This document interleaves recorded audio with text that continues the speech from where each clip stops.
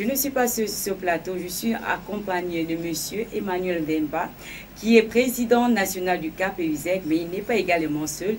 Il est également assisté des 3 membres du bureau national du CAP et USEC. Monsieur Vemba, bonsoir. Bonsoir, madame.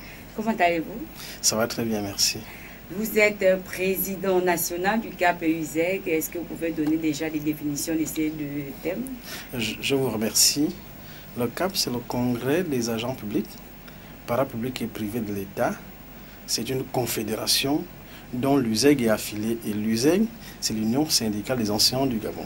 C'est une fédération affiliée à l'USEG. Je voudrais dire ici que le CAP, pour les Gabonais qui n'appréhendent pas mieux ce qu'on entend par confédération, c'est une centrale syndicale. Et à l'intérieur d'une centrale syndicale, ils sont affiliés les syndicats de base, dont l'USEG.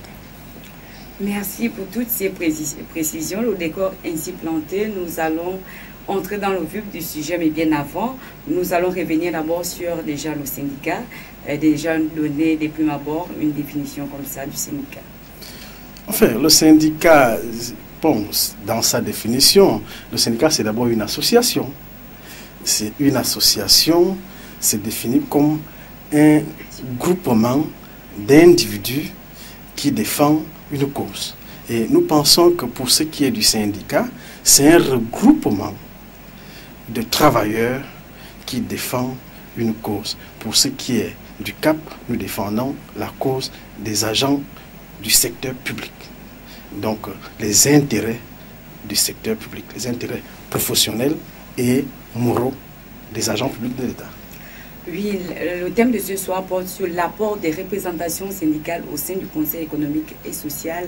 Ma question, c'est celle-ci. Est-ce que le syndicat peut-il officiellement être représenté au sein du CES? Naturellement, bon, d'abord, le Conseil économique et social, c'est une institution. C'est la première institution d'ailleurs au niveau national parce qu'elle a été créée en 1959. Et en 2010, je veux dire en 2011, elle avait eu 50 ans. C'est la première institution de la République gabonaise. Et nous pensons que cette institution qui est chargée d'examiner les questions économiques, sociales et culturelles devrait avoir comme membres les représentants des partenaires sociaux, dont les responsables syndicaux. C'est pour cette raison que le gouvernement avait pensé mieux intégrer les partenaires sociaux dans l'action du Conseil économique et social. Il y a combien de composantes au sein même du Conseil économique et social? Écoutez, nous avons pour l'instant 3 ou 4 composants. Nous avons d'abord les salariés. Les salariés sont représentés au nombre de 25. Donc, les salariés ont 25 sièges. Et dans les salariés, nous trouvons les syndicats, donc les confédérations syndicales avec quelques syndicats autonomes, parce que c'est la loi qui le prévoit. Et nous avons, ça c'est le premier groupe, nous appelons le groupe 1. Le deuxième groupe, ce sont les employeurs, dont les partenaires employeurs, dont les confédérations des employeurs, dont le patronat. Et le troisième groupe, nous avons les regroupements associatifs et les ONG. Et l'autre groupe, ce sont les collectivités locales. Parce que dans les collectivités locales, on parle aussi social et économique. Et après, l'État aussi nomme les membres au sein du Conseil économique et social. Donc ça, c'est le dernier groupe. Alors, je veux dire que au sein des salariés, dont les 25 membres des salariés, nous avons le secteur public, le secteur parapublic et le secteur privé. Donc, dans les salariés, dans les 25 sièges, nous avons le secteur public dont nous représentons, le secteur parapublic et le secteur privé. Voilà, de manière, grosso modo, je veux dire, présenter le Conseil économique et social dans ses composantes. Vous êtes représentant du secteur public. Oui. Déjà, quel est votre rapport au sein de cette institution étatique? Je vous remercie pour cette question. Nous pensons que au sein du Conseil économique et social, en tant que représentant du secteur public, nous avons des secteurs. Et le mandat écoulé, nous avons représenté le secteur éducation. Parce que nous représentions tout le secteur éducation. Donc l'USEG représentait tout le secteur éducation. Mais pour le prochain mandat, qui débute dans quelques semaines, nous allons représenter le secteur public de manière générale. Alors, donc, notre mission dans ce secteur est de défendre et d'examiner les questions concernant les agents publics, parapublics de l'État. Donc, je vous prends un exemple. En 2008, le Conseil économique et social avait examiné la question de l'adéquation éducation, formation, emploi. Et sachant que nous représentons le secteur d'éducation, nous étions là pour défendre les intérêts des agents du secteur éducation. Et je crois que le secteur jeunesse et sport, qui ne recevait pas encore la prime incitative à la formation enseignante et la prime de logement, nous avons tout fait pour présenter à la plénière que ce secteur avait besoin de cela. Et nous avons, et je profite de vos antennes pour remercier l'ensemble des collègues membres de l'Assemblée du Conseil qui avaient accepté nous soutenir pour que les agents de la jeunesse et sport et de la culture reçoivent la prime de logement et la prime incitative à la fonction enseignante. Voilà notre mission là-bas, parce que nous avons un compte rendu à faire à notre base.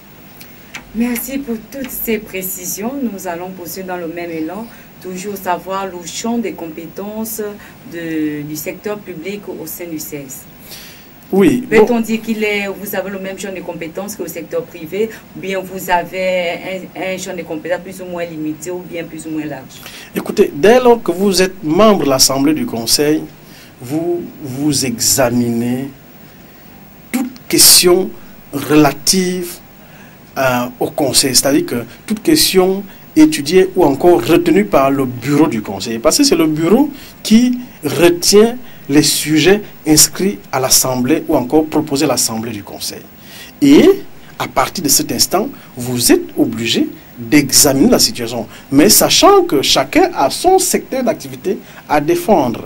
Bon, si on prend la question des taximens à Libreville, je crois que mes camarades du secteur privé défendraient mieux ce dossier que la question de la prime de logement aux agents publics de l'État que je pourrais défendre. Mais, nonobstant que, à un moment donné, vous êtes membre de l'Assemblée du Conseil, vous êtes tenu d'examiner toutes les questions qui vous sont soumises par le bureau du Conseil. Et c'est comme cela. Merci, mais nous allons marquer une petite pause avant de revenir. Je vous remercie.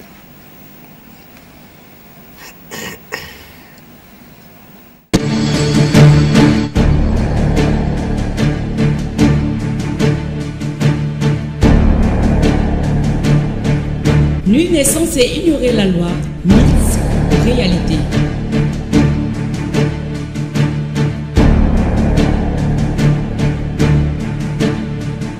Réalité, tous les 15 jours, sur TVS.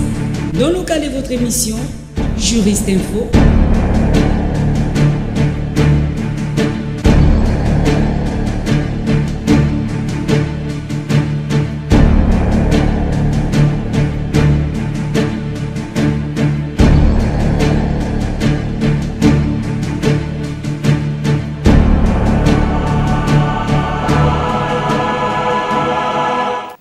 C'est votre émission Juriste Info, le sport vous le dit, et nous sommes avec M. Emmanuel Vemba, qui est le président national du CAP et USER, représentation nationale au sein du CES. Monsieur, nous allons poursuivre notre questionnaire. Quel genre de décision prenez-vous au sein du Conseil économique et social? Écoutez, le CES n'a pas la même mission que l'Assemblée nationale qui examine les lois. Nous avons une mission, celle de faire les avis à l'endroit du président de la République, du Premier ministre chef du gouvernement des présidents du Parlement, parce que nous avons l'Assemblée nationale et le Sénat. Donc, nous émettons des avis pour une question étudiée au Conseil économique et social. Maintenant, au gouvernement ou encore à ces institutions de prendre les décisions. Parce que nous n'avons pas mission de prendre les décisions, nous avons mission d'émettre des avis. Maintenant, ces avis, ce que nous constatons, c'est qu'à un moment donné, parfois, ne sont pas pris en compte par nos partenaires, que sont le gouvernement, l'Assemblée nationale, le Sénat et la primature. Mais quand même, depuis le dernier mandat, nous avons constaté que la plupart des avis émis par le CS ont été pris en compte et par le gouvernement et le chef de l'État. Et c'est une bonne chose. Cela reflète le sérieux actuel du Conseil économique et social. Parce qu'il ne faut pas confondre, parce que les populations, à un moment donné, nous vous avons envoyé au Conseil économique et social. Qu'est-ce que vous faites exactement? Nous n'avons pas de courant, etc. Nous n'avons pas d'eau. Mais nous examinons toutes ces questions, mais nous n'avons pas force pour dire, le gouvernement, obligatoirement, vous devrez faire ceci. Nous émettons uniquement des avis, c'est la mission du Conseil économique et social. Merci. Comment prenez-vous part au Conseil, au sein du Conseil économique et social? Êtes-vous élu ou bien nommé par vos membres? Bien. Au Conseil économique et social, nous sommes des partenaires sociaux. Et chaque confédération met en place ou encore se réunit en congrès ou en assemblée générale. Et au terme de cette assemblée générale sortiraient les deux représentants qui devraient être proposés par la confédération. Le cas du CAP, c'est-à-dire que nous tenons une assemblée générale ou un congrès et nous sortons un titulaire et un suppléant. Maintenant, la primature qui est chargée d'organiser les élections. Quand je parle du CAP, je parle de toutes les confédérations syndicales, y compris les syndicats de base selon la loi. Et à l'issue de ce vote, la primature prend un texte pour organiser le conseil, l'élection du Conseil économique et social conformément à la loi. Là-bas, toutes les confédérations, selon les secteurs, vont se réunir pour dégager les 25 membres devant représenter les salariés. Là, je parle du cas des salariés, donc le cas des confédérations syndicales. Et si vous êtes à 50 confédérations, c'est un exemple, vous devriez tout simplement sortir 25 conseillers économiques et sociaux. Et là se passe une élection organisée par la primature. Maintenant, en cas de mauvaise organisation ou encore en cas d'insuffisance, certaines confédérations ont le droit de faire des recours, soit à la primature, soit à la Cour constitutionnelle. Et à partir de cet instant, la Cour peut examiner la question et prendre une décision. Donc, voilà comment ça se passe au niveau du Conseil économique et social. Maintenant, ça c'est la deuxième étape. Parce que la première étape, c'est au niveau de la confédération. La deuxième étape, c'est au niveau de la primature. La troisième étape, si vous êtes un peu ambitieux, c'est le bureau du Conseil économique et social. Le bureau du Conseil économique et social qui est composé du président du Conseil économique et social, qui est nommé par décret pris par le chef de l'État. Les deux vice-présidents, qui sont nommés aussi par décret pris par le chef de l'État, mais sur proposition des membres du Conseil économique et social, y compris les autres, le questeur et son adjoint, les secrétaires, etc., etc. Donc, voilà. Il se passe une autre élection pour dégager le bureau du Conseil. Ce bureau qui a mandat de conduire le Conseil pendant 5 ans. Donc, 5 ans durant, ce bureau devrait conduire, c'est un bureau qui examine les affaires du Conseil. Donc, ils ont un mandat de 5 ans, mais renouvelable. Et tout simplement comme les membres du Conseil économique et social. Parce qu'une fois vous êtes élu, au terme des 5 ans, vous pouvez vous représenter encore. Donc, c'est comme cela. Est-ce qu'au sein du Conseil, ce sont tous les membres qui sont élus ou bien il y a les membres qui peuvent être désignés au sein du Conseil? Oui, mais je vous remercie pour cette question parce que ça a été une omission. Je crois que dans l'Assemblée du Conseil, je le disais tantôt, il y a les membres élus par leur pairs, ce sont les salariés, et y compris le groupe employeur. Nous avons aussi les associations et les ONG, les collectivités locales exactement, également. Parce qu'au niveau des collectivités locales, il y a aussi une autre élection qui se fait à la base. Chaque province désigne 2 représentants des collectivités locales. Mais l'élection se passe entre conseillers municipaux ou conseillers, ça dépend, départementaux. Bien, ils ont la mission de dégager 2 conseillers. Ça, c'est le 4e groupe. Maintenant, il y a un autre groupe qui est nommé par l'État. Ils appellent les cadres supérieurs nommés par l'État. La présidente de la République, la primature, l'Assemblée nationale, le Sénat. Donc, ce groupe est composé de 15 membres désignés par l'État. Eux, ils ne font pas l'élection, ils sont désignés par leur chef hiérarchique. Donc, ils sont nommés par décret pris en Conseil des ministres. Donc, c'est comme ça que ça se passe. C'est ce qui fait 99 conseillers de l'Assemblée du Conseil. Par rapport à ces derniers membres, eux aussi, ils émettent des avis comme vous, qui êtes des représentations syndicales, ou bien ils prennent des décisions qui ont force de loi? Mais ce sont des conseillers.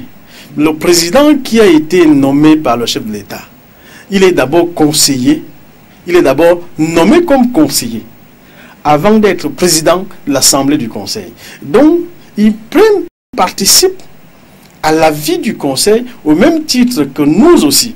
Parce que nous ne sommes pas moins titrés qu'eux. À la seule différence que eux, ils sont nommés par l'État et nous, nous sommes élus. Nous voulons même dire que nous avons la légitimité.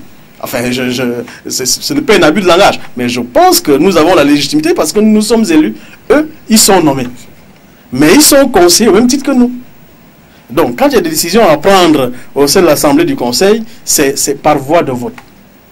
C'est-à-dire que c'est la démocratie au niveau de l'Assemblée du Conseil et vraiment, il faut vivre ça. C'est-à-dire qu'au niveau du Conseil, ce n'est pas la dictature. C'est que quand il y a une question qui est soumise à l'Assemblée du Conseil, on passe au vote et le plus grand nombre prend le dessus. C'est comme cela au niveau du Conseil qu'on dit que c'est ça. Je voudrais revenir un peu sur les critères qui ont été mis en œuvre pour choisir, pour élire un conseiller. Quels sont véritablement ces critères? Eh bien, je l'expliquais tantôt, je disais, moi qui a été conseiller économique et social pour la dernière mandature, et bon, nous avons appris ce matin que notre élection a été aussi annulée par la Cour constitutionnelle. Bon, moi je me disais déjà que j'étais déjà conseiller pour la prochaine mandature. Mais l'élection, c'est que d'abord il faut avoir la confiance de ta base. Nous sommes confédération syndicale. En tant que CAP, nous nous réunissons, nous convoquons une assemblée générale et au sein de cette assemblée, il va se dégager des candidatures. Et quand nous avons organisé au niveau du CAP l'élection des membres devant nous représenter, nous avons enregistré 4 candidatures. Et parmi ces 4 candidatures, il va se dégager un titulaire et un suppléant. Et nous avons le devoir, selon la loi, d'adresser un procès verbal au Premier ministre, chef du gouvernement, pour information, pour dire, au niveau du Congrès des agents publics, parapublics et privés de l'État, CAP, nous avons retenu, au niveau des primaires, M. Emmanuel Mvemba, président national, et M. Tel comme suppléant, titulaire et suppléant. Et maintenant, toutes les confédérations devraient faire la même chose, et puis, ces dossiers vont être examinés par la commission mise en place par la primature. Et c'est ce qui s'est passé. Donc, la commission a été mise en place pour examiner ces dossiers et nous avons eu un critère. Nous avons été visités, puisque la primature avait décidé de visiter si nous avions des sièges. Nous avons reçu la visite des membres de la primature à notre siège pour voir si effectivement nous avions le siège ou bien nous avions notre siège, parce que beaucoup disent que certaines confédérations ont leur siège dans leur voiture, entre guillemets. Mais nous avons un siège. Et ils sont venus, ils ont constaté qu'effectivement, nous avons un siège. Donc, nous avons été retenus. Et suite à cela, il va se passer une élection des confédérations syndicales. Bon, quand même, ce que nous pouvons dire à ce niveau, c'est que ce que nous avons constaté, c'est que nous ne pouvons pas compétir avec les syndicats de base. Mais c'est ce qui a été fait. Mais cela ne nous a pas gênés. Ça a été fait et nous avons été régulièrement élus. Donc, comment ça se passe? Il y a le secteur public qui dispose de 9 sièges. Le secteur privé, 10 sièges. Le secteur parapublic, 6 sièges. Et nous qui sommes au secteur public, donc on va classer les confédérations et les syndicats de base appartenant au secteur public pour compétir. Et ceux qui vont être élus vont être retenus pour la mandature. Donc, et ça se passe comme ça pour tous les groupes. C'est comme cela que nous avons été élus pour le premier groupe au niveau du secteur public. Nous pensons qu'au niveau du secteur public aussi, il y a un certain nombre de confédérations et un certain nombre de syndicats de base aussi. Et nous pensons que nous avons notre mot à dire quand même dans ce secteur aujourd'hui.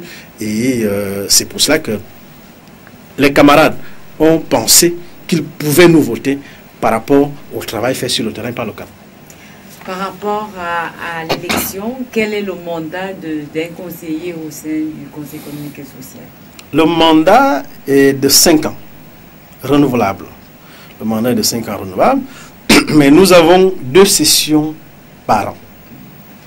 Une session ordinaire d'ouverture qui se passe le 3e mardi du mois de février. Donc, ça, c'est la première session ordinaire. Et la 2e session ordinaire, dans la session de fermeture, ça, c'est la session d'ouverture. La 2e session de fermeture, c'est le 1er mardi du mois de septembre. Mais entre-temps, il peut y avoir des sessions extraordinaires selon les thèmes, selon l'urgence, selon les questions qui nous sont soumises par le gouvernement. Et nous avons l'obligation, c'est-à-dire que le gouvernement nous soumet souvent l'examen de la loi de finances. Et ça nous amène toujours à des sessions extraordinaires. Parce qu'aujourd'hui, selon la loi, avant que la loi de finances passe par l'Assemblée nationale, elle devrait passer à l'examen du Conseil économique et social.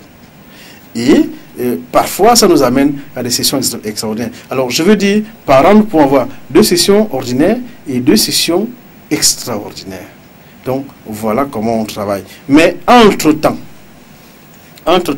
nous avons des commissions. La commission permanente peut se réunir pour examiner une question qui nécessite une certaine urgence. Il y a des commissions. La commission finance aussi peut se réunir si le gouvernement pense que c'est urgent, on peut examiner une certaine question. Donc, c'est un peu ça le fonctionnement de l'Assemblée du Conseil. Vous avez dit que le mandat, il est de 5 ans, mais en 5 ans, beaucoup de choses peuvent se passer. Est-ce qu'un conseiller peut se voir être retiré son mandat, peut voir son mandat être retiré au cours de ce processus? Bien sûr, bien sûr. La loi le prévoit. La loi prévoit qu'un conseiller en cas de décès. C'est pour ça que la loi prévoit qu'il y a un titulaire et un suppléant, tout comme à l'Assemblée nationale ou au Sénat. Alors, mais la loi organique réglementant l'action du Conseil dit aussi que en cas d'absence successive de 2 sessions sans justificatif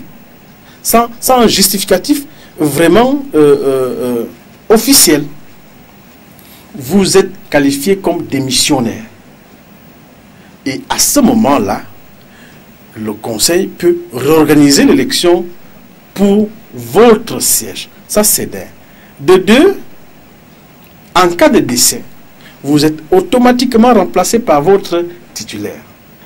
Et il est incompatible aussi d'être à la fois membre du Conseil économique et social, député à l'Assemblée nationale ou membre du gouvernement. C'est incompatible.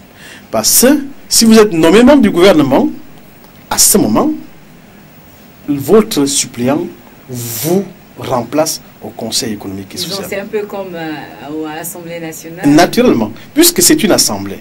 C'est une assemblée parce que c'est incompatible. Nonobstant que si vous êtes simple membre, vous n'êtes pas au bureau, donc vous n'êtes pas permanent. À ce moment, vous appartenez à une administration. Parce que quand une session se tient, l'administration du conseil envoie une correspondance à votre administration pour dire nous demandons que notre membre soit libéré pour 15 jours. Parce que les sessions durent 15 jours. Vous pouvez être inspecteur, comme je le suis. Vous pouvez être directeur général, vous pouvez être ceci, mais cela ne vous empêche pas d'être membre du Conseil économique et social. Si vous n'êtes pas membre du bureau.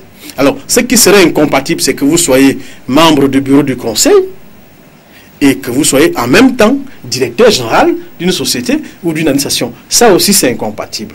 Donc, quand vous êtes élu membre du bureau du Conseil, vous démissionnez ou encore vous suspendez. Si vous êtes au privé, vous allez suspendre votre contrat au niveau de votre entreprise pour d'abord exercer au niveau du Conseil économique et social pendant 5 ans. Donc, c'est comme ça. Vous êtes président national du CAP-UISEG. Vous avez d'abord été élu par votre groupe syndical avant d'aller au CES. Oui. Mais si, par exemple, les personnes qui vous ont élu n'approuvent plus votre candidature, est-ce qu'eux, ils peuvent faire opposition au CES pour dire nous ne donnons plus nos voix à M. Vemba parce qu'il s'est comporté de telle manière. Voilà, il ne nous représente plus au sein du Conseil économique et social. Est-ce que c'est possible? Non, je voudrais d'abord dire qu'un conseiller, une fois vous êtes élu, cette élection est entérinée par un décret pris par le chef de l'État. Donc, vous êtes élu pour 5 ans. Maintenant, ce qui peut naturellement mettre en cause votre élection ou encore votre séjour au Conseil économique et social, c'est votre base. Ça veut dire que c'est le congrès des agents publics. Si moi je représente le CAP et que le CAP estime que j'ai quitté cette structure syndicale pour adhérer ailleurs, alors on écrit, mes camarades vont écrire au bureau du Conseil économique et social pour dire la personne qui nous représente là-bas ne fait plus partie du CAP. Tout comme les députés à l'Assemblée nationale avec les partis politiques. C'est pareil. Donc, à ce moment-là, l'Assemblée du Conseil, enfin le bureau du Conseil s'est saisi du dossier et saisit la Cour constitutionnelle. Et à ce moment-là, on organise une élection primaire, une élection partielle pour que je sois remplacé. Mais dire que la base, une fois je suis élu, parce que je représente une base, c'est le secteur public, un membre, ça aussi c'est un détail, un membre qui ne soit pas du CAP, un agent public qui ne soit pas du CAP, qui, parce qu'il n'aime pas la tête de M. Mvemba, va engager un recours à l'Assemblée du Conseil pour dire nous ne voulons plus de ces représentants, ce n'est pas possible. Il faut appartenir au CAP pour faire un recours, pour demander un recours, pour dire nous ne reconnaissons plus notre représentant parce qu'il ne fait plus partie du CAP. Donc voilà, mais vous ne pouvez pas vous lever un beau matin. C'est pour ça que nous exhortons les agents publics à pouvoir adhérer dans les confédérations syndicales. Parce que nous le subissons tous les jours. Hein. Oh président, mais on ne vous voit pas, machin, tout ça. Mais nous disons, vous voulez voir les responsables syndicaux, il faut adhérer. Il faut adhérer. Parce que vous ne pouvez pas juger quelque chose sans être à l'intérieur. Et c'est pour cette raison, nous qui avions la mission de défendre vos droits, vos devoirs, vous aussi vous avez le devoir de venir voir ce qui se passe, de venir adhérer pour soumettre vos avis. Parce que le cas, je vous prends, je le citais tantôt, le cas des agents du ministère de la Jeunesse et des Sports. Ils n'avaient pas la prime de logement. Et là-bas, tout le monde veut être chef. Et donc, au ministère de la Jeunesse et Sport, franchement, je ne sais pas, vous pouvez intenter une grève, mais ça va aller difficilement, parce que tout le monde veut être patron, tout le monde veut être directeur. Et je ne suis pas dur, mais c'est ça la réalité.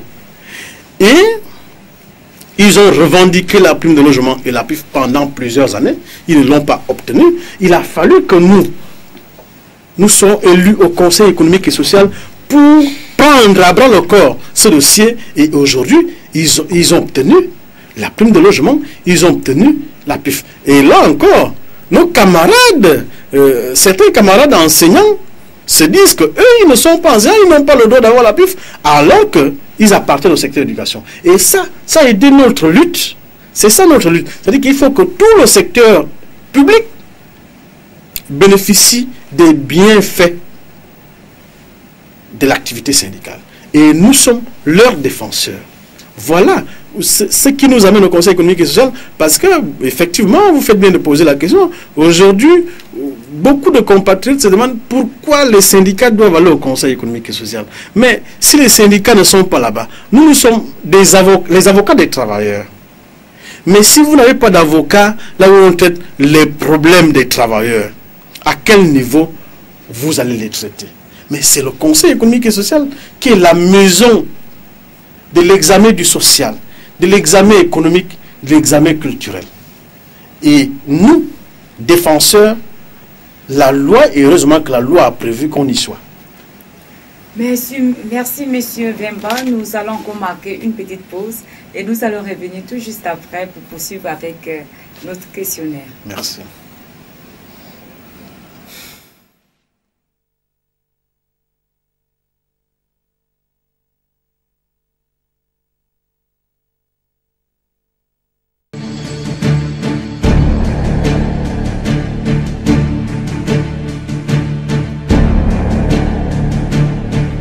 Nul n'est censé ignorer la loi, mythe, réalité.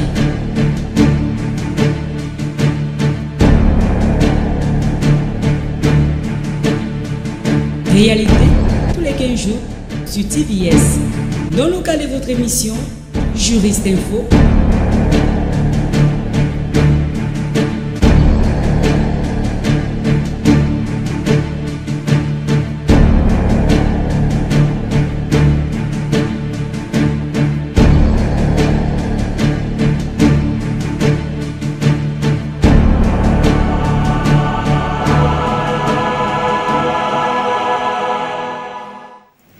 L'apport des représentations syndicales au sein du Conseil économique et social, c'est le thème que nous débattons ce soir avec M. Emmanuel Vemba, président national du CAP et USEG, qui est également représenté au sein UCS. M. Vemba, nous allons poursuivre avec notre questionnaire. Vous avez déjà donné un exemple parmi les avis que vous avez émis au UCS qui ont plus ou moins abouti. Est-ce que vous avez encore d'autres avis que vous avez émis qui ont abouti pour nos téléspectateurs qui nous regardent? Bien entendu, nous avons la question des établissements. Parce que, bon, moi, je me focalise dans le secteur public. Et pour le secteur qui me concerne, c'est le secteur de l'éducation également. Et au niveau du Conseil économique et social, nous examinons des questions culturelles et éducatives. Et nous avons constaté que depuis plusieurs années, il y a un frein en ce qui concerne la construction des établissements scolaires. Et nous avons posé la question au niveau de l'Assemblée du Conseil, au niveau du bureau du Conseil, si on pouvait examiner cette question. Et bien entendu, nous avons été écoutés par le président du Conseil économique et social et le reste du bureau. Bien. Nous avons émis un avis au gouvernement pour qu'on relance la construction des établissements. Parce que dans la construction des établissements, il y a des déficits par province, il y a même des déficits au niveau des structures des établissements. Parce qu'un établissement moderne doit être réglementé par un certain nombre de critères. Et le gouvernement a accédé à cette doléance l'année dernière, au point qu'ils ont mis en place un budget pour la relance des constructions des établissements. Donc voilà une des questions qui avait été adopté par le Conseil économique et social. Une autre question est celle de nos camarades de la santé. La relance des établissements sanitaires. Et ça a été entendu. Parce que quand le Conseil, malheureusement, c'est un problème pédagogique. Quand la loi dit les réunions du Conseil économique et social ou encore les plénières sont ouvertes au public. Malheureusement, nous constatons que le public ne suit pas. Alors que c'est quand même instructif. Il faut quand même venir voir ce qui se passe là-bas. C'est des grandes décisions qui sont prises, qui sont soumises à l'appréciation du gouvernement. Donc, quand on prend une question sur la santé et que le Conseil émet un avis à l'endroit du gouvernement pour la construction, pour élargir la question des établissements sanitaires au niveau national ou l'électricité, les populations ne peuvent pas savoir ce qui se passe réellement. Alors que c'est un problème qui se fait. Et je prends un autre exemple. Nous avons posé le problème de l'eau et du ciment.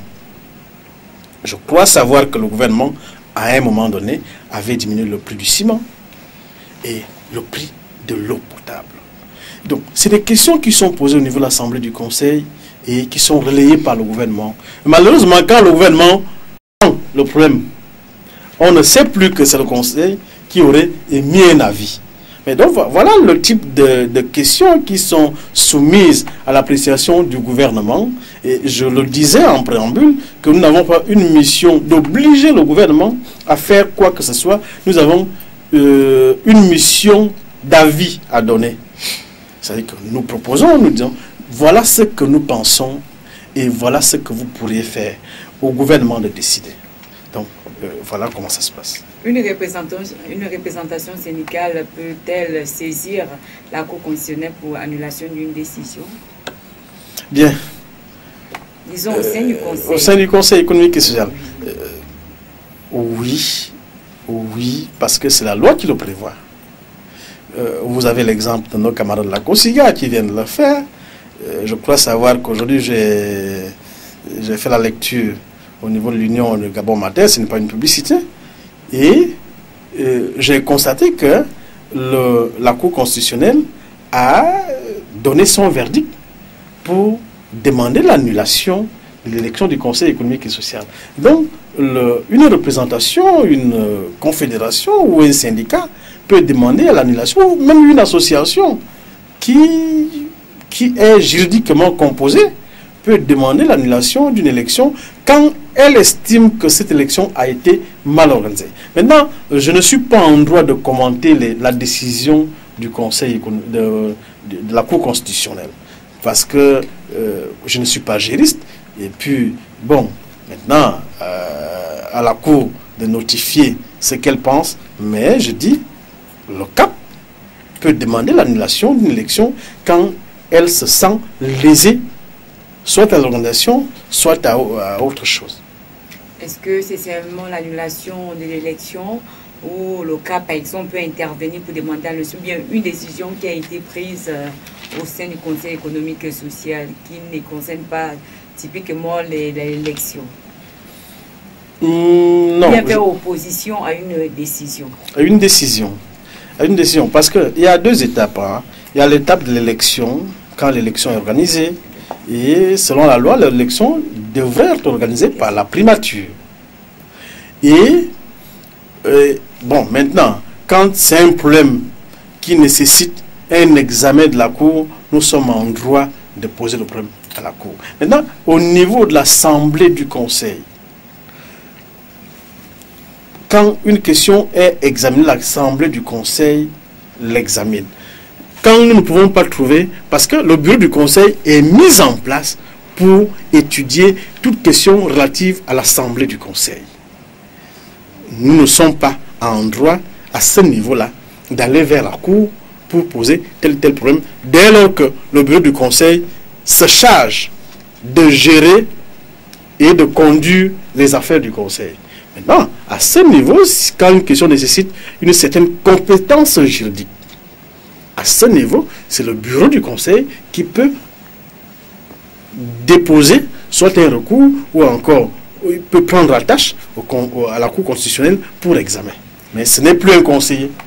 On sait que vous êtes plus ou moins un cheval entre votre base et également le Conseil économique et social. Vous devez rendre compte à votre base. Comment s'est fait la procédure? Est-ce que la loi exigeait un temps bien déterminé ou bien une période au cours de laquelle vous devez rendre compte à la base par rapport aux travaux qui s'effectuent au Conseil économique et social? Non, non, non. Ce n'est pas la loi qui le prévoit, mais à nous-mêmes de gérer cela.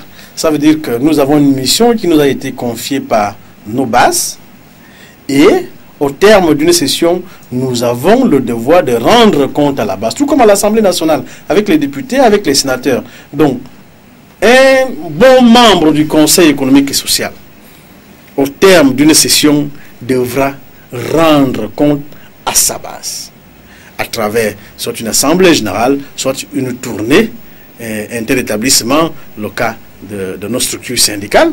Mais la loi ne nous oblige pas cela. Mais nous-mêmes, pour fonctionner, parce que vous avez reçu mandat des camarades, et vous avez l'obligation de rendre compte de tout ce qui se passe. Si la loi de finances a été examinée, il faudrait que vos membres sachent à quel niveau cette loi a été rectifiée ou adoptée. Si une question d'éducation a été examinée, il faudrait que la base sache pourquoi nous avons dit que l'école publique ou encore l'école catholique de Saint-Michel ne devrait plus être là parce qu'elle gêne et elle devrait peut-être être à la gare routière parce que nous avons le droit de proposer ça au niveau de l'Assemblée du Conseil. Maintenant, au Conseil d'examiner et de prendre une décision, de mettre un avis au niveau du gouvernement. Mais à partir de cet instant, vous rendez compte à la base. Parce que la base aussi a des propositions à vous faire. C'est comme cela. L'émission Juriste Info s'achemine un tout petit peu vers la fin.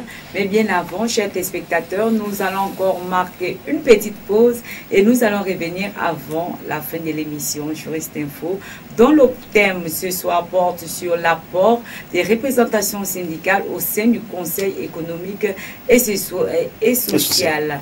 Voilà maintenant 45 minutes que nous sommes ensemble. Nous sommes accompagnés de M. Emmanuel Vemba qui nous parle de ce thème en long et en large. Revenons tout juste après cette pause. Merci. Attends, tu veux dire quoi?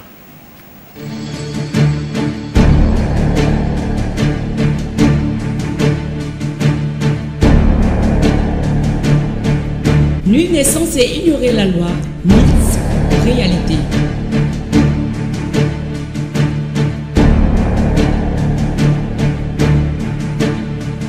Réalité, tous les 15 jours, sur TVS. Dans le cadre de votre émission, Juriste Info.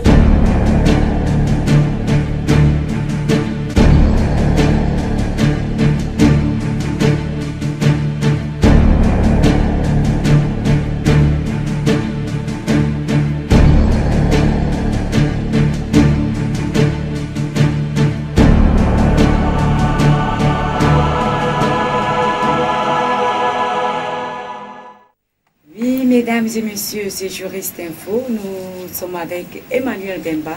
Emmanuel Vemba, nous savons qu'il y a un déficit d'enseignants dans le secteur confessionnel. Quel est l'apport que vous, représentants du secteur éducation, au sein du Conseil économique et social, vous avez émis là-bas? La question pertinente, madame. Nous pensons que le secteur catholique aujourd'hui, nous l'avons visité.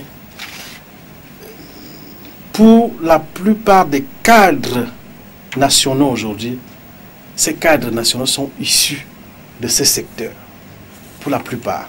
Et nous avons entrepris une mission dans le secteur catholique et nous avons constaté qu'il y a un déficit criard en matière d'enseignants et d'encadreurs, y compris les structures. Maintenant, comment faire pour revenir à des situations meilleures? Et nous pensons qu'au niveau du Conseil économique et social, si nos partenaires de l'enseignement privé catholique ne prennent pas en compte nos partenaires de l'enseignement, je veux dire, du gouvernement, du ministère ne prennent pas en compte cette situation, nous sommes en droit de proposer à l'Assemblée du Conseil l'examen de cette situation. Parce que nous avons constaté qu'aujourd'hui, il manque d'enseignants au niveau du second degré. Même au niveau du premier degré également, y compris la formation à l'ENI. Alors, c'est un secteur important pour l'éducation au Gabon. Ce que nous nous proposons de faire, c'est qu'au prochain mandat, nous allons proposer l'examen de cette question au niveau de l'Assemblée du Conseil, pourvu que le bureau du Conseil retienne ce thème. Parce que c'est important pour nous, c'est un sujet qui nous tient à cœur. Parce que le secteur catholique aujourd'hui nous a démontré qu'ils peuvent développer le Gabon avec des résultats que connaissent les Gabonais. Alors, il faut les encourager. Et quand je parle du secteur catholique, je veux aussi dire qu'il faut encourager tous les secteurs. Le secteur catholique, le secteur public, y compris l'enseignement privé protestant, même s'il y a un désordre organisé au niveau de l'enseignement privé protestant. Véritablement un désordre organisé. Quelle est la loi qui vous permet d'agir même au sein du Conseil économique et social? Non, mais la loi de 2010, la loi organique, qui a été adoptée le 15 février dernier, nous donne droit d'intégrer le Conseil économique et social. Et nous pensons que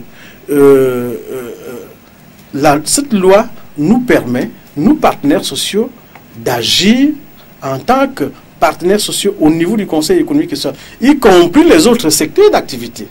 Donc, nous ne partons pas là-bas en tant qu'individus, parce que c'est une institution quand même constitutionnelle.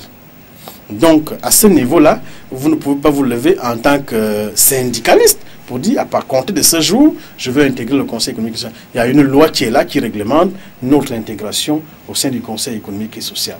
Donc, nous nous conformons à cette loi. Étant donné que nous collons à l'information, et vous l'avez souligné tout à l'heure, que la dernière élection a été annulée, est-ce que vous pouvez nous donner votre point de vue par rapport à ce qui se passe présentement au sein du Conseil économique et social?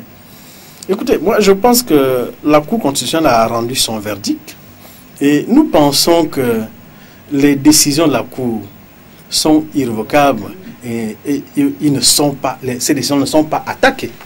Et nous allons nous conformer à la décision de la Cour constitutionnelle, nonobstant qu'au niveau de notre base, nous allons encore nous préparer pour l'élection. Parce que effectivement, nous avons dépensé, vous savez, toute élection engage des dépenses en ce qui concerne la campagne électorale. À partir de la base, jusqu'au niveau des confédérations, y compris même si vous êtes candidat au bureau. C'est d'énormes moyens. Alors, nous supposons que moi, la semaine prochaine, je vais réunir le bureau national du CAP pour qu'on essaie un peu d'examiner la situation. Si nous avons encore les moyens pour se préparer à cette élection, de toute façon, nous allons décider. Parce que, vous savez, les syndicats sont très pauvres au niveau du Gabon. Les syndicats sont très pauvres. Maintenant, les syndicats qui ont fait des pieds et des mains pour battre campagne, et ils ont été élus. Bon, la Cour constitutionnelle vient d'annuler cette élection. Il faudrait qu'on se retourne vers la base pour voir si nous pouvons encore avoir les moyens pour se représenter. Maintenant, si le Bureau national nous donne encore mandat de se présenter, nous allons le dire, nous allons informer qui de droit pour dire nous sommes candidats encore à cette élection, mais nous ne pouvons pas commenter la décision de la Cour, nous conformons à cette décision. Peut-être une dernière question. Pensez-vous que votre rapport au sein du Conseil économique et social porte un élan dans le pays? Naturellement, et ça je le confirme. Je le confirme que notre rapport, depuis que nous sommes au Conseil économique et social, nous voyons les choses bouger de par nos propositions, de par nos avis, ne serait-ce que dans le secteur éducation, dans le secteur public.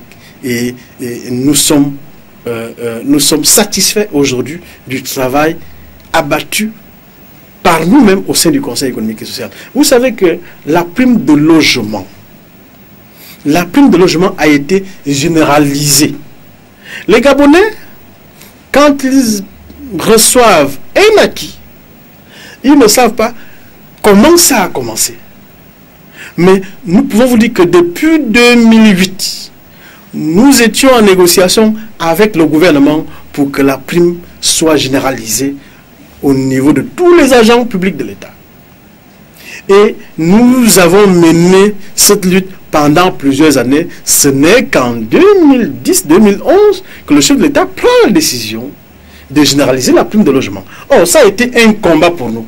Et il ne s'est pas passé une seule session sans que nous n'ayons rappelé à l'Assemblée du Conseil que nous avons un souci. Il faudrait que tous les agents publics de l'État aient la prime de logement, tout comme le secteur éducation, les enseignants. Même dans le secteur éducation, hein, il y avait des différences. Parce que quand les enseignants qui, entre guillemets, tiennent la craie, disent nous avons droit à la prime de logement, vous les inspecteurs, vous les conseillers pédagogiques, vous n'avez pas droit à la prime de logement. C'était arbitraire. Donc, nous avons d'abord commencé dans le secteur d'éducation à généraliser la prime de logement. Et à généraliser la PIF. Parce que même la PIF aussi, à un moment donné, certains camarades n'acceptaient pas qu'elle soit généralisée à tout le secteur d'éducation. Et aujourd'hui, elle est généralisée et tout le monde y trouve son compte. Ça, c'est le travail des syndicats au niveau de l'Assemblée du Conseil. Bon, quand ils reçoivent ces acquis, ils ne savent plus comment ça a commencé. Malheureusement, les syndicats sont taxés de X ou Y, mais à un moment donné, il faut reconnaître que les syndicats travaillent au Gabon. Et le Conseil économique et social nous donne l'opportunité, effectivement, de discuter des questions importantes concernant nos secteurs. Et c'est pour cette raison que je lance un appel au niveau des agents publics pour dire soutenez-nous, donnez-nous des propositions pour que vous soyez mieux représentés au niveau du Conseil économique et social, parce que c'est une institution importante pour vous. Voilà ce que nous pensons du Conseil économique et social. Nous pensons que notre rapport, effectivement, est important. C'est vraiment important. Maintenant, pour les néophytes, ça c'est autre chose, parce que nous avons une mission de pédagogie aussi à mener vers nos camarades. Et c'est pour cette raison que nous avons décidé que dès le 1er mars prochain, nous allons entreprendre une tournée inter-administration en tant que confédération du secteur de l'éducation pour dire aux camarades, pour recueillir les avis sur ce qu'ils ont comme préoccupation à soumettre au niveau de l'Assemblée du Conseil économique et social. Monsieur Vemba, on se rend compte que la loi qui vous donne les pouvoirs au sein du Conseil économique et social date de 2010. Mais comment s'est passée votre représentation au sein de cette institution? Oui, mais il y avait une loi 18-2019-92. C'était une loi qui réglementait le Conseil économique et social. Je vous disais que le Conseil économique et social, c'est la vieille des institutions. Elle a été créée en 1959.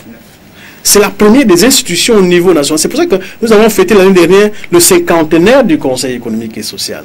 Je voudrais tout simplement taquiner un peu le gouvernement qui ne veut pas revaloriser le Conseil économique et social aujourd'hui. Parce que c'est la première institution. Or, on préfère donner les moyens aux politiques, parce que l'Assemblée nationale, c'est la politique. Pour les questions économiques et sociales, on met ça en marge et on donne tout simplement les moyens à l'Assemblée nationale, au Sénat, à d'autres institutions. Alors que la première institution nationale, c'est le Conseil économique et social. Donc, nous pensons qu'il faut revaloriser cette institution. Et pour la revaloriser, il faut des hommes compétents. Parce qu'aujourd'hui, nous constatons effectivement que l'engagement pris par le chef de l'État à pouvoir revaloriser toutes les institutions, il faudrait qu'ils tiennent aussi compte du Conseil économique et social. Et au niveau du Conseil économique et social, vous allez trouver toutes les composantes. Toutes les composantes. Vous allez trouver les charpentiers. Vous allez trouver les médecins. Vous allez trouver les maçons. Vous allez trouver les inspecteurs. Vous allez trouver les ingénieurs, les médecins, etc., etc. Donc nous avons tout. C'est une richesse au niveau du Conseil. C'est pour ça que les débats au niveau du Conseil économique et social sont riches. Et le gouvernement a toujours apprécié. Franchement, il faut revaloriser cette institution pour le bien des Gabonais. l'apport des représentations syndicales au sein du Conseil économique et social. C'était le thème de ce soir, mais bien avant de nous quitter, un mot à l'endroit de nos téléspectateurs par rapport à ce thème. Je voudrais remercier TVS parce qu'elle nous donne là l'opportunité de débattre les questions d'intérêt général. Parce que le Conseil économique et social, une institution peu connue par les Gabonais, méritait quand même une certaine vision, un certain examen. Je trouve tout simplement que le temps a été très court. On aura d'autres occasions. Oui, on en aura. Mais je dis quand même, je sollicite qu'on revienne sur ce thème parce que c'est important. Mais je lance un appel à l'endroit des pouvoirs publics de ce que cette élection qui a été annulée, si on doit reprendre les élections, que cette élection se fasse assez rapidement parce qu'il y a un vide juridique. Et à partir de cet instant, les questions économiques, les questions sociales, les questions culturelles vont rester en marge pendant que l'élection ne sera pas organisée. Donc, nous pensons que nous sommes à l'écoute de la Cour constitutionnelle, à l'écoute du gouvernement qui a tenu son premier conseil des ministres. Nous osons croire qu'ils ont examiné cette question et que la date certainement a été arrêtée, je suppose, parce que c'est important. Il faut revaloriser le Conseil économique et social. C'est la première des institutions au niveau de la République. Je vous remercie. C'est moi qui vous remercie d'avoir accepté notre invitation ce soir. Mesdames et messieurs, l'émission Juriste et Info est arrivée à son thème. Nous recevons M. Emmanuel Vemba qui n'était pas seul sur ces plateaux. Il était accompagné de M. Ndombe Kale, de M. Daniel Mézui et également Jérôme Cyril Assombo. Tous du Bureau national du CAP et de l'USEC. Merci messieurs d'avoir effectué le déplacement. Merci. Voilà, l'émission Juriste Info est terminée pour aujourd'hui, mesdames et messieurs. Merci de l'avoir regardé. Nous prenons rendez-vous avec vous dans 2 semaines. Surtout, bon sur des programmes sur TVS, votre chaîne qui voit plus loin, toujours plus loin. Au revoir à toutes et à tous. Merci.